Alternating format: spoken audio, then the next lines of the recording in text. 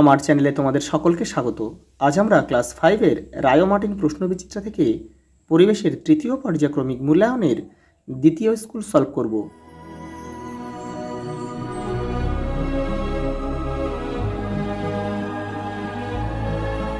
যারা আগের সেটটা দেখোনি তারা চ্যানেলের প্লেলিস্টে যাবে, সেখানে কিন্তু দেওয়া রয়েছে। দেখো, প্রথম প্রশ্ন, সূর্য থেকে পৃথিবীতে আলো আসতে সময় লাগে 8 মিনিট। জীবাশ্ম জ্বালানি হলো এখানে কয়লা। আয়লা হয়েছিল 2009 সালে।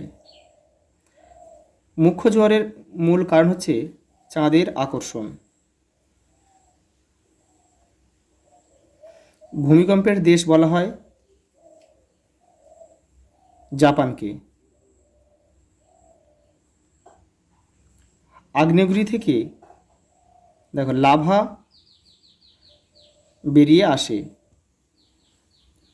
দেখো পরে শূন্যস্থান পূরণ রয়েছে। দেখো, অন্যায় দেখলে সবসময় তার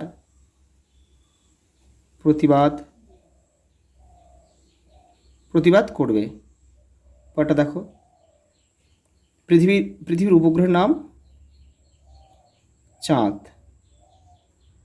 একই স্থানে জোয়ার ও ভাটার মধ্যে সময়ের পার্থক্য কত? 6 ঘন্টা 13 মিনিট।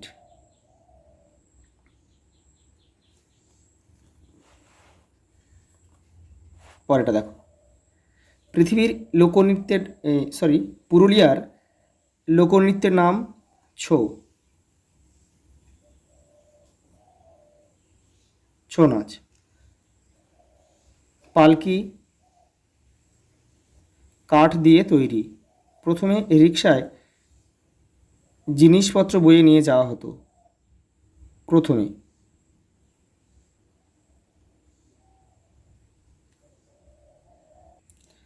দেখো, ঠিক বাক্যটির পাশে টিক চিহ্ন ও ভুল বাক্যটির পাশে কাটা চিহ্ন দাও। দেখো, কয়লা পুড়িয়ে জলবিদ্যুৎ তৈরি হয়, এটা কিন্তু ভুল। কারণ কি, কয়লা পুড়িয়ে কিন্তু তাপ বিদ্যুৎ হয়। এটা তাপ বিদ্যুৎ হলে বাক্যটা কিন্তু সঠিক হতো। পরেটা দেখো, বিশাল একটি আমবাগানে প্রায় 3000 আম গাছ আছে, এটাও কিন্তু মিথ্যা হবে, বা এখানে কাটা চিহ্ন দিতে হবে।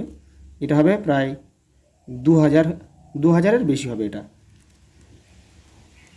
সূর্যের আলো সোলার প্যানেলে ফেলে বিদ্যুৎ শক্তি তৈরি করা হয়, এটা কিন্তু সঠিক। দেখো পরেরটা, পৃথিবী এক পাক ঘোরে 23 ঘন্টায়, এটা কিন্তু ভুল। এটা হবে প্রায় 24 ঘন্টায়। এটা কিন্তু এক পাক ঘোরে কিন্তু মানে কিসের উপরে, সে নিজের চারিদিকে না সূর্যের চারিদিকে কিন্তু বলেনি। এখানে যেহেতু 23 ঘন্টা রয়েছে, সেই জন্য আমরা ভাববো যে তার নিজের চারিদিকে, তাহলে এটা কিন্তু হবে 24 ঘন্টা, প্রায় 24 ঘন্টা। ধোঁয়াতে কার্বন মনোক্সাইড নামক বিষাক্ত গ্যাস থাকে, এটা সঠিক। কলা, পেঁপে শক্ত কাণ্ডের গাছ, এটা কিন্তু ভুল হবে। কারণ কি, এটা হচ্ছে নরম কাণ্ডের গাছ। দেখো পরে, একটি বাক্যে উত্তর দাও। পথের পাঁচালীর লেখক কে? বিভূতিভূষণ বন্দ্যোপাধ্যায়।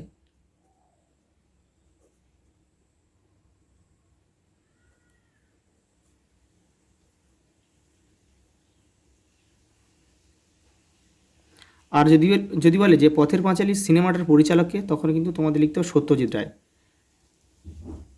একটি প্রচলিত শক্তির নাম লেখো।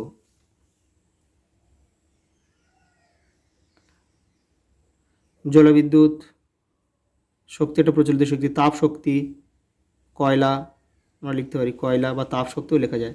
ভুটানের ঝালংয়ে কোন বিদ্যুৎ কেন্দ্র আছে? ভুটানের ঝালংয়ে রয়েছে জলবিদ্যুৎ রয়েছে।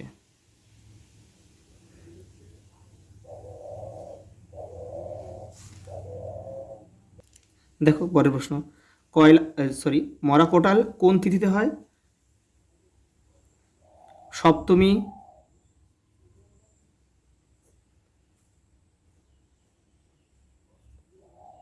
অষ্টমী তিথিতে হয়। একটি পরিবেশ বান্ধব যানবাহনের নাম লেখো। সাইকেল।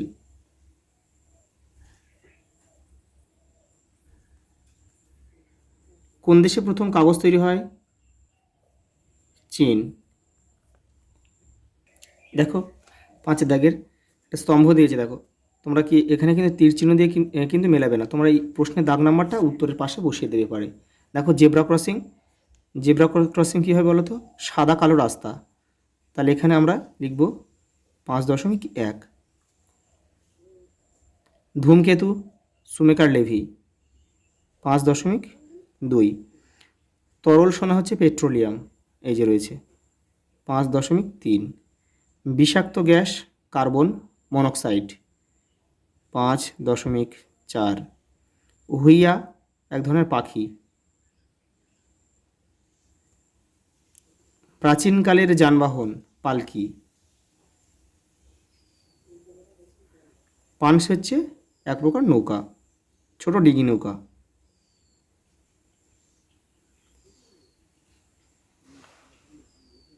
দেখো 6 দাগে অতি সংক্ষিপ্ত উত্তর দাও, যে কোনো 5টি। দেখো অপ্রচলিত শক্তির 2টি উদাহরণ দাও। সৌরশক্তি,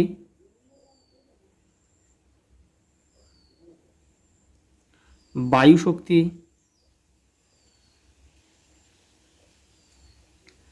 যেগুলো এখনও তেমনভাবে প্রচলিত হয়নি, সেই জন্য অপ্রচলিত। কোন কোন গ্যাসগুলি বৃষ্টির জলে মিশে অ্যাসিড বৃষ্টি তৈরি করে?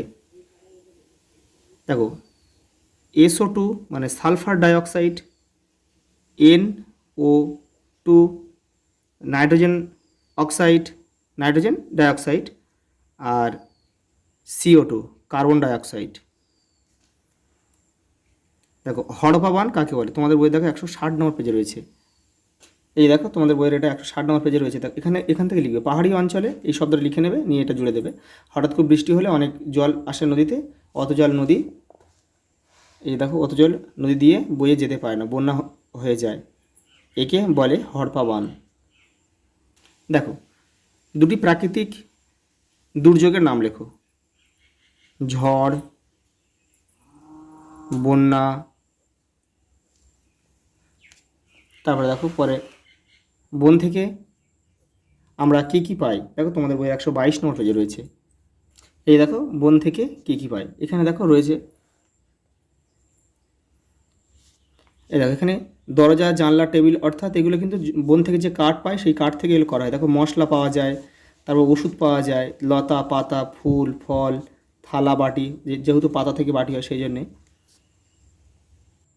ওটা দেখো সৌরশক্তিতে চলে এমন কয়েকটি জিনিসের নাম লেখো। সোলার কুকার, ক্যালকুলেটর,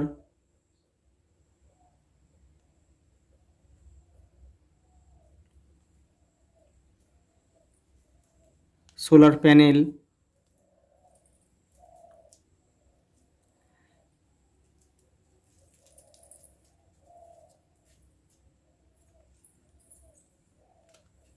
ওটা দেখো সূর্যগ্রহণ কাকে বলে? দেখে নাও। এই দেখো পৃথিবীর পরিক্রমণের সময় যখন সূর্য ও পৃথিবীর মাঝখানে চাঁদ চলে আসে, তখন চাঁদের ছায়া সাময়িকভাবে পৃথিবীর উপর পড়ে, এই ঘটনাকে সূর্যগ্রহণ বলে। পরের প্রশ্ন দেখো, কিভাবে চন্দ্রগ্রহণ হয় তার একটি পরিষ্কার চিত্র অঙ্কন করো এবং চিহ্নিত করো। তোমাদের বইয়ের 166 নম্বর পেজে রয়েছে। দেখো এই যে এটা তোমরা আঁকবে পেন্সিল দিয়ে। শিশুদের 3টি অধিকার লেখো। 176 নম্বর পেজে রয়েছে তোমাদের বইয়ের। এই যে এখান থেকে তোমরা 3টে অধিকার করে নেবে। জলচক্রটি ছকের মাধ্যমে দেখাও। তোমাদের বইয়ের 136 নম্বর পেজে রয়েছে। এই যে এটা করবে, এটাই এই ছকের মাধ্যমে বলেছে, মানে এটা করলেই কিন্তু হয়ে যাবে। পরেরটা দেখো, ভূমিকম্পে আমাদের কী কী ক্ষতি হতে পারে, তার জন্য আমাদের কী কী সাবধানতা অবলম্বন করতে হবে। তোমাদের বইয়ের 161 নম্বর পেজে একটা ছক রয়েছে। দেখো দেখো এটা পূরণ করলেই কিন্তু হয়ে যাবে। দেখো আমি তোমাদের এটা লিখে দিয়েছি, ভূমিকম্পের সময় কী কী ক্ষতি হতে পারে। দেখো সাবধানতা অবলম্বন করা দরকার। আর প্রথমে যে কী কী ক্ষতি হতে পারে এটা লিখবে। ঘরবাড়ি, বহুতল ভবন, সেতু ভেঙে যেতে পারে। রাস্তাঘাট ফাটল ধরে যোগাযোগ বন্ধ হতে পারে। জল বা গ্যাস পাইপ ফেটে যেতে পারে। দেখো কী কী সাবধানতা নেওয়া দরকার? ঘরের মধ্যে শক্ত টেবিল বা খাটের নিচে আশ্রয় নিতে হবে। সব ধরনের বৈদ্যুতিক সংযোগের লাইন বন্ধ করতে হবে। কোনো উপায় না থাকলে ফাঁকা জায়গায় চলে যেতে হবে। দেখো পরের প্রশ্ন, লাস্ট প্রশ্ন এটা, সুন্দরবনে কোন কোন উদ্ভিদ ও কোন কোন প্রাণী পাওয়া যায়? দেখো উদ্ভিদের সুন্দরী, গরান, গেওয়া, হেতাল, গোল, গোল পাতা যেগুলো আর কি, গোল প্রভৃতি। এবারে প্রাণীগুলো বাংলার বাঘ, মানে রয়্যাল বেঙ্গল টাইগার, চিতল হরিণ, শুধু হরিণ লিখছি, শূকর, কুমির, বানর,